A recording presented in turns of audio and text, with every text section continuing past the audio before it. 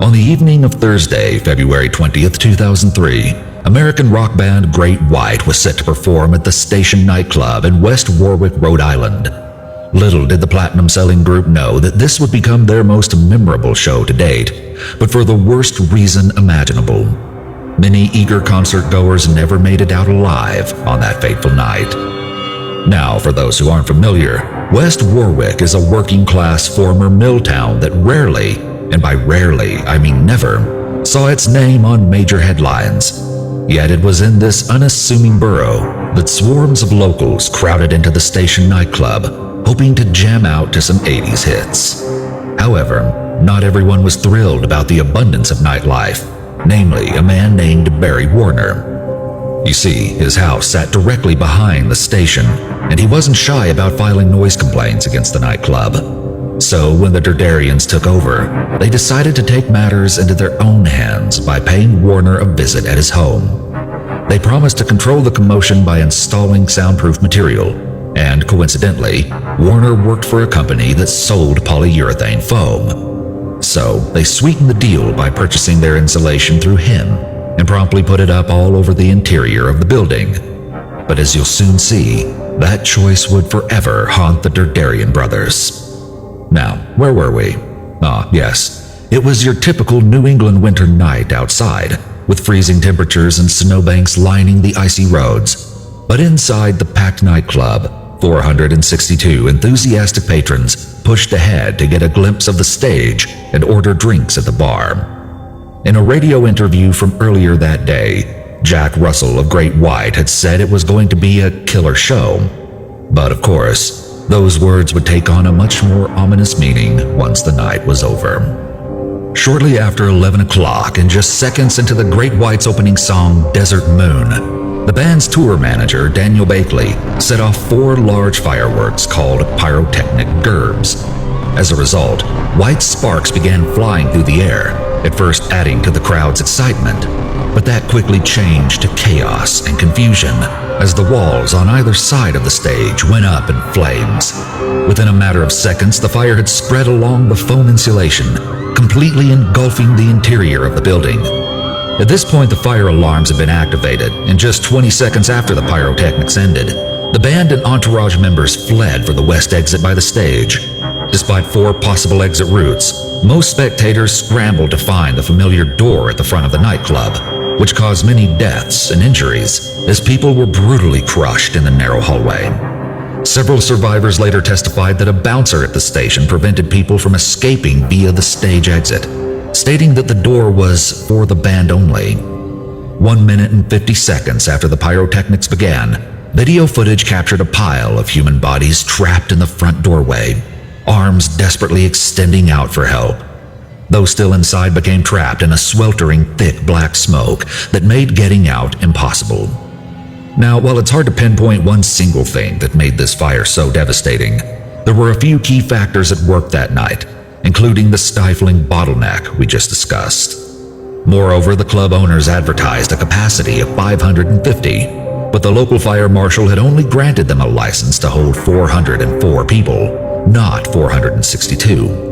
Oh, but that's not all. The fireworks used by Great White are required by law to be handled by a licensed pyrotechnician and often require a preliminary safety demonstration with some precautionary efforts. Unfortunately, none of those measures were taken. So it's not hard to see how this tragedy could have been avoided, with some experts stating that even a sprinkler system would have made the fire survivable.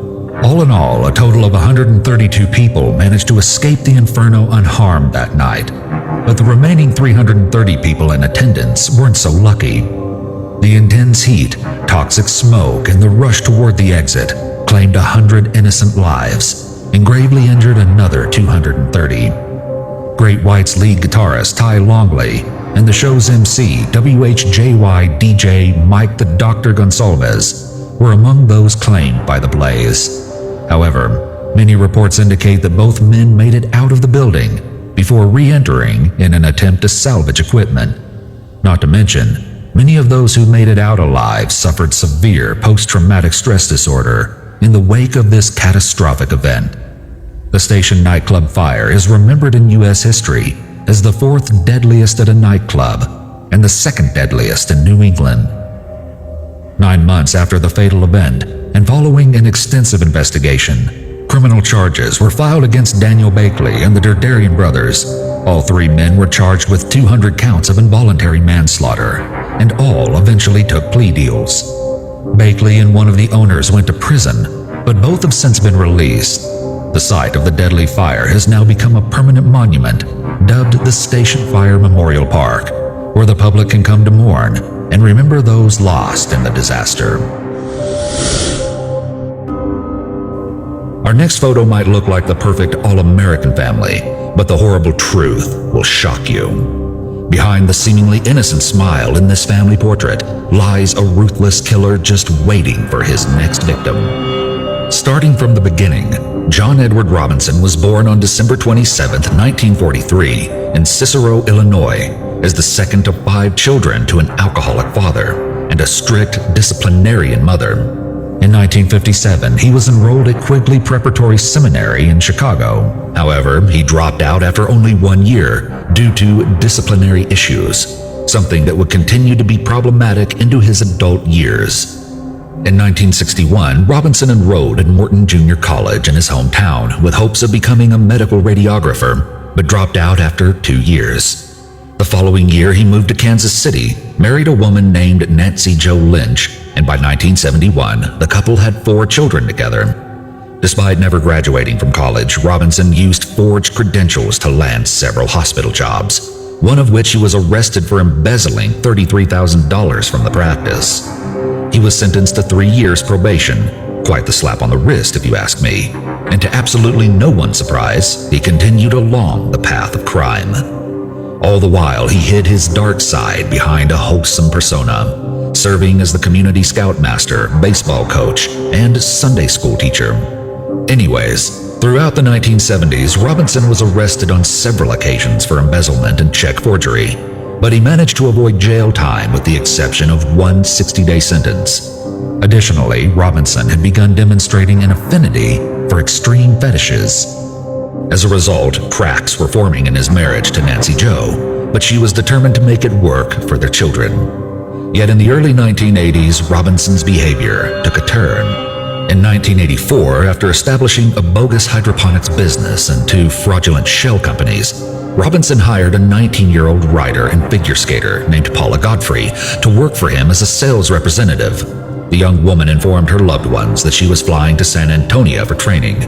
But after several days with no contact, Godfrey's parents filed a missing persons report. Investigators questioned Robinson right away, but he denied any knowledge of her whereabouts, and after a typewritten letter arrived at her parents' house with Godfrey's signature at the bottom, the investigation into her disappearance was swiftly terminated. No trace of Paula Godfrey has ever been found. In 1985, Robinson started using the fake name John Osborne, and during this time he met 19-year-old Lisa Stacy and her 4-month-old baby girl Tiffany at a women's shelter called Hope House in Kansas City. A few days later, the con artist reached out to his brother and sister-in-law, who had been trying without success to adopt a baby, and told them he found a baby whose mother had taken her own life. Robinson charged them $5,500 in legal fees to adopt Tiffany, and as part of a startling new trend, Lisa Stacy was never seen or heard from again. Now, get this. The man dressed in yellow and beaming at the camera in this happy family photo is John Robinson. Oh, and the baby he's holding, that's Tiffany, the little girl he had just stolen from Lisa Stacy, who he presumably murdered. Meanwhile, Catherine Clampett, a 27-year-old mother, was hired by Robinson in 1987, and while not much is known about her personal life, she disappeared in June of that year. Her missing persons case is still open to this day.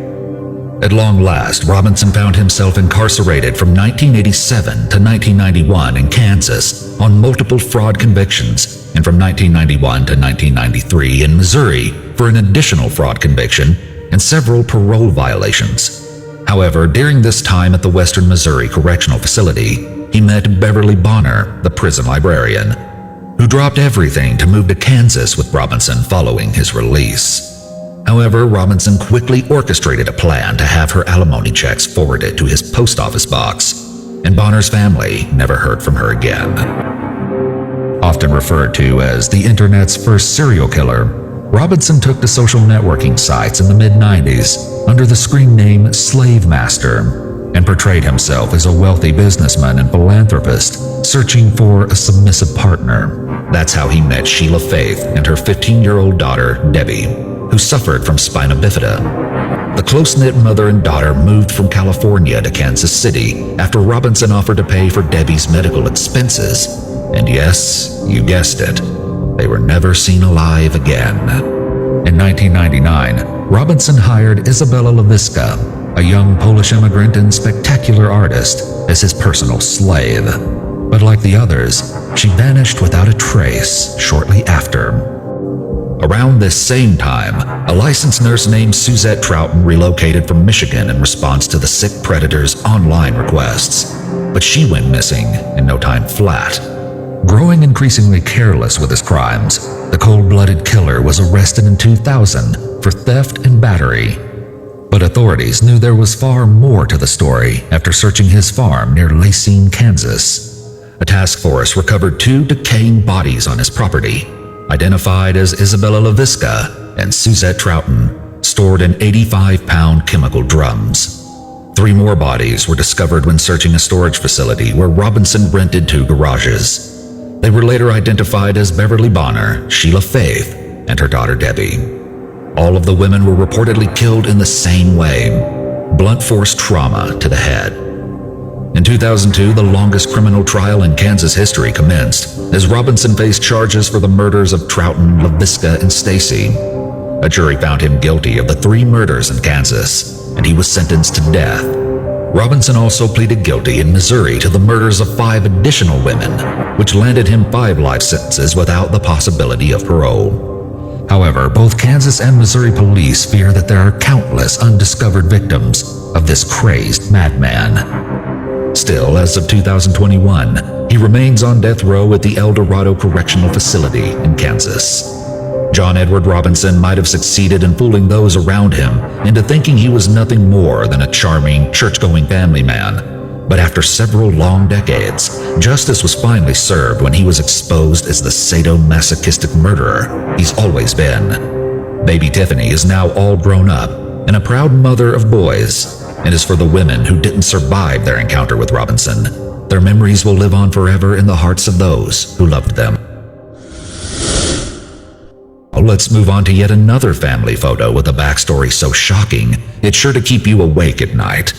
Not only did the horrific events in this story take place on Christmas Day, but they were at the hand of the person this family should have trusted most.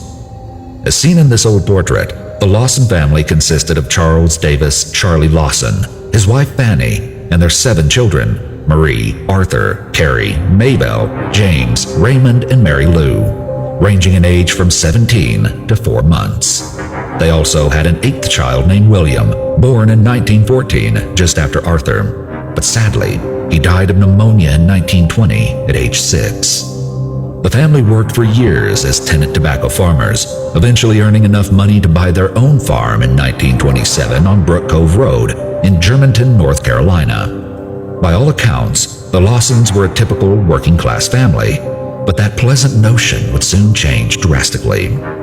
2 weeks before Christmas, Charlie bought his entire family fancy new clothes in Winston-Salem, and together they posed for the now infamous family portrait. It was, he said, part of a Christmas surprise, which eerily alludes to his deadly plans, and has led many to speculate that his actions were premeditated. On the morning of December 25, 1929, Maria woke early to start making her signature dessert for the holiday feast, one she would never get to finish. Meanwhile, Arthur asked his father for shotgun shells to hunt rabbits, but Charlie told him he was all out and deliberately sent his oldest son into town to buy more. Spoiler alert, Charlie had shotgun shells the whole time. 16-year-old Arthur was still at the store when he caught wind that something terrible had happened back at home. Charles's brother Elijah and his 2 sons stopped by the farm on their way home from hunting and discovered a brutal scene. Right there, in the tobacco barn, they found 2 young girls, Carrie and Maybelle, shot and bludgeoned to death. Fanny was lying on the front porch where she had been peeling potatoes, dead from a single shotgun blast to the chest. And Marie was inside, sprawled near the fireplace in a pool of blood.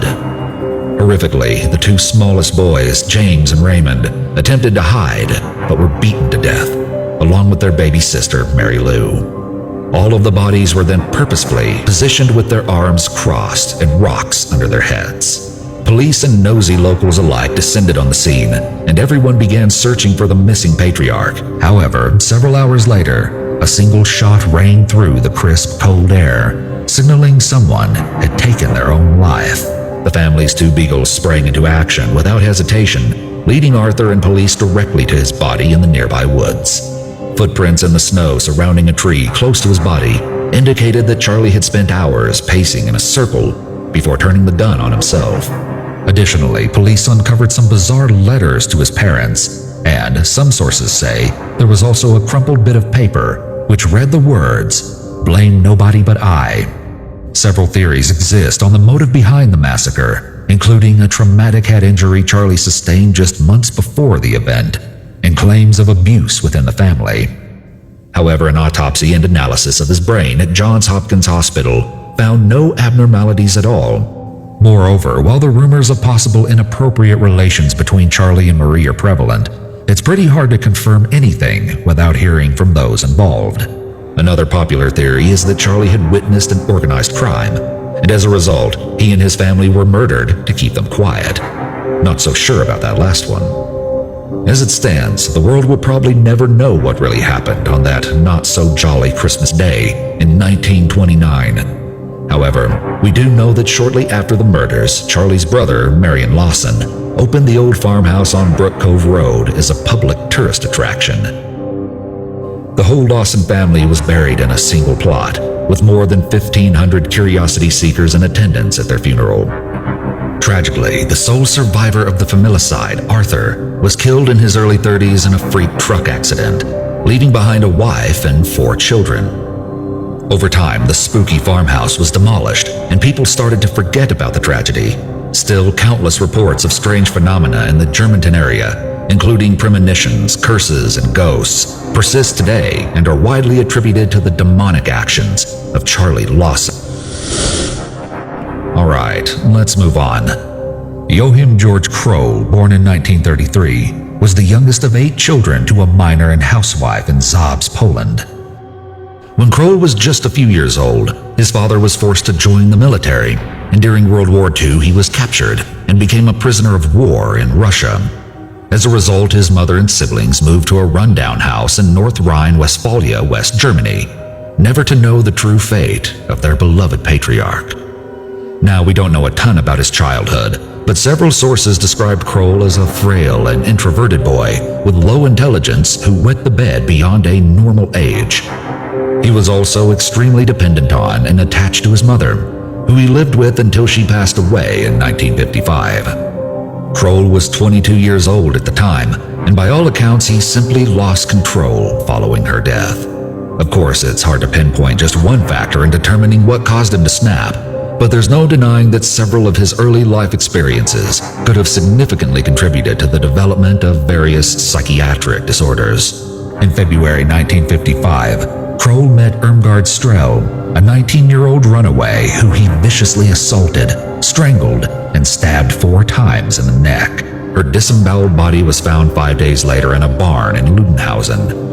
In June 1959, Kroll found his next victim, 24-year-old Clara Frieda Tesmer. She was walking down the road when he attempted to grab her arm, but when she fought back, he struck her in the head before strangling and assaulting her as well. Heinrich Ott, a local mechanic, was wrongly convicted of the crime and ultimately hanged himself in jail.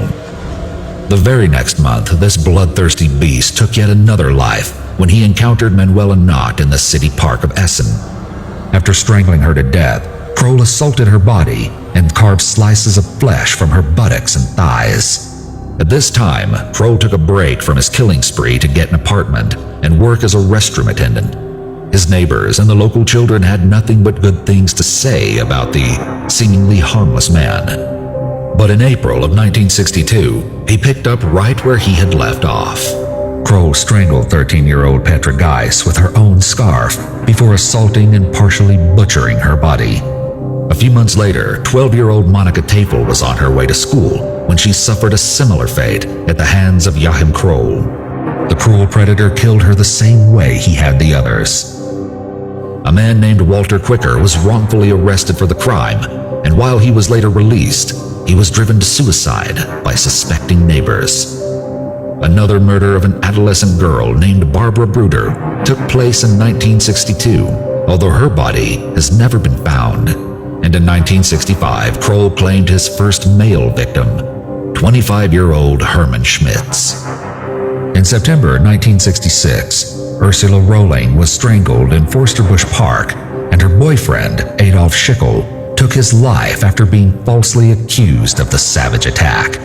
And just 3 months later, Kroll hit an all-time low when he assaulted and drowned a 5-year-old named Ilona Hark. Oh, and care to hear the most sickening part of all? After every senseless murder, Kroll would cook the flesh of his victim and consume it in some sort of twisted ritual. Another span of silence came from 1966 to 1969, but it didn't last long because he ran into 61-year-old Maria Hetkin while on a walk and experienced what he described as a tickling feeling all over. Once again, Kroll strangled her until dead and assaulted her body. The following year, Jutta Rahn was exiting a train when she noticed someone following her through the wooded area leading to her house. She ran but was caught and strangled by Kroll, who left another innocent man, Peter Shea, to take the blame. Finally, in 1976, after killing 10-year-old Karen Topfer, Kroll was arrested while in the process of cooking body parts from his most recent victim, a 4-year-old girl named Marion Ketter. How did he finally get caught, you ask? Well, he had warned a neighbor in his apartment complex named Oscar not to use the top floor shared bathroom, stating that the toilet was blocked up with guts. So naturally, Oscar investigated and saw what appeared to be butchered remains and blood all over the toilet. In good Samaritan fashion, he called the police immediately. Investigators wasted no time questioning Kroll at his apartment, and they were shocked to their cores when he lifted the lid of his stew pot and exposed a small hand amidst the carrots and peas. Upon further examination, police recovered more human remains from his refrigerator, including those of the missing little girl. At long last, Kroll was put behind bars in July 1976, never once resisting arrest or proclaiming his innocence. Instead, he boasted that he often cooked his victims to save money on grocery bills. Kroll was so cooperative that, as you can see in this eerie picture, he had no problem reenacting his crimes for the police, even showing them exactly how he would overpower his victims. Despite confessing to 13 murders and 1 attempted murder over the past 2 decades, he was only charged with 8 murders and 1 attempted murder based on evidence. Kroll was given a life sentence in 1982, but in 1991, he died of a heart attack in the prison of Rheinbach. Our final photo speaks to the incredible dangers that come with being a bona fide daredevil and to the precautions that one should never overlook. While countless thrill seekers have attempted to traverse Niagara Falls over the years, few stories stand out like that of Robert Overacker. The 39-year-old California stuntman had dreamed of successfully conquering some of the world's most turbulent waters, until tragedy struck on his way down. But first, let's talk about who Robert Overacker, or Firecracker Overacker as he liked to be called, was and what motivated him to risk his life that day. For starters, this was a man who loved being labeled a daredevil, and that's all thanks to his passion for speed, stunts, and the spotlight. Overacker demonstrated an affinity for fast cars and living life on the edge from a young age, even bragging to friends about the dozens of speeding tickets he'd acquired. So it only makes sense that he attended stunt school, raced stock cars, and sold foreign cars for a living. By his late 30s, Robert Overacker had experienced more than his fair share of thrills, including a dramatic collision with another car during his last stock car race, just 10 days before his attempt at Niagara Falls. According to witnesses, he immediately climbed out of the car's window, stood on the hood, and did his version of a victory dance for the enthusiastic onlookers. If that's not a clear testament to how much he loved being a showman in the limelight, I don't know what is. Anyways, Overacker enjoyed all sorts of extreme activities, but going over Niagara Falls was the ultimate thrill. So, roughly 1 year before the endeavor, he went to the offices of the Niagara Parks Commission to request a permit to perform the stunt. However, he was quickly turned down by receptionist Mary Kay Morocco, who recalled him being very persistent in his pursuit. Oh boy, was she ever right. Not letting one refusal get in his way, Overacker then turned to George Bailey, communications director for the Niagara Parks Commission. After one meeting and 2 lengthy phone conversations, Bailey also denied him the permit, citing his concern for the use of a parachute based on the intensity of the winds over the falls. Additionally, the director admitted to feeling wary of Overacker's obvious lack of fear for the potentially fatal consequences. At the end of their last conversation, Bailey remembers saying, "I hope I don't wind up reading something bad about you in the newspapers." Overacker left without another word. And this adrenaline junkie didn't stop there. He was determined to make this dream a reality, not just for himself, but for a worthy cause as well. Overacker's desire to create waves in the media was about much more than simply adding yet another death-defying milestone to his ever-expanding resume. He aspired to use this prestigious platform to help raise awareness for the issue of homelessness. With that in mind, the strong-willed stuntman made 2 trips to the Canadian Falls with his brother, Michael Zurich, and his good friend, Christopher Yeoman, but both times he was talked out of attempting the feat. According to Niagara Parks police officer Jennifer L. Holman, they actually convinced him by pulling the spark plugs from his jet ski the second time. Nevertheless, Zurich and Yeoman made the final cross-country trek with Overacker to support him if anything should happen. On October 1st, 1995, the trio arrived at Niagara Falls equipped with a jet ski reading, "Save the Homeless." Mere hours before he hit the water, Overacker recorded a message regarding his intentions, stating, "I think the homeless situation and the way things are happening in this country is something that has to be rectified. I'm going to go out there and give it my best shot and see if we can make a difference in the United States." At approximately 12:35 p.m., Overacker entered the Niagara River near the Canadian Niagara Power Plant and started skiing towards the spectacular falls. He planned to deploy a rocket-propelled parachute at the brink that would safely guide him down to the river below for rescue. But sadly, that didn't happen. Instead, as a crowd of excited spectators, including his brother and friend, looked on, he went careening over the mighty Horseshoe Falls and fell 180 feet to his death. Unbeknownst to Overacker, the parachute had never been bound to his body, so it instantly fell out of reach when it was deployed. He hadn't packed the device himself before the stunt and was sorely unaware of the fatal error. Tragically, some spectators at first thought he had survived based on his movements in the water, but it was eventually discovered that the powerful rapids were making him appear alive. Robert Overacker was later recovered from the swirling current by the famous tour boat Maid of the Mist and taken to Niagara General Hospital, where he was pronounced dead. In any case, Robert Overacker, an absolute legend, died doing what he loved that day. And our hats go off to his thrill-seeking spirit.